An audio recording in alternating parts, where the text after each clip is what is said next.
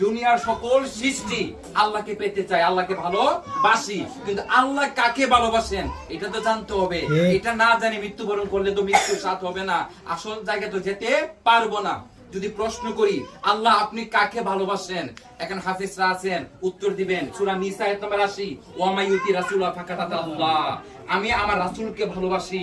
যদি তোমরা আমি আল্লাহকে ভালোবাসতে চাও, আমি আল্লাহ বলতেছি তোমরা আমার রাসূলকে ভালোবাসো, আমি আল্লাহ নিজে তোমাদেরকে ভালোবাসি। ঠিক, তাহলে বোঝা গেল আল্লাহ ভালোবাসে কাকে। আল্লাহ সবচেয়ে বেশি ভালোবাসে আল্লাহর মহান প্রিয়তম হাবিব সাল্লাল্লাহু আলাইহি সাল্লামকে, আমাদের রাহমাতাল লিল আলামিন সাল্লাল্লাহু আলাইহি সাল্লামকে। এই কারণে আল্লাহ তাআলা রাসূলকে বলছেন কি, ওয়া মা আরসালনাকা ইল্লা রাহমাতাল লিল আলামিন, সূরা আল আম্বিয়া 107 নম্বর। তাহলে বোঝা গেল আল্লাহকে পেতে হলে, আল্লাহর কাছে পৌঁছতে হলে, আল্লাহকে রাজি খুশি করতে হলে আগে আল্লাহ রাসূলকে রাজি খুশি করতে হবে।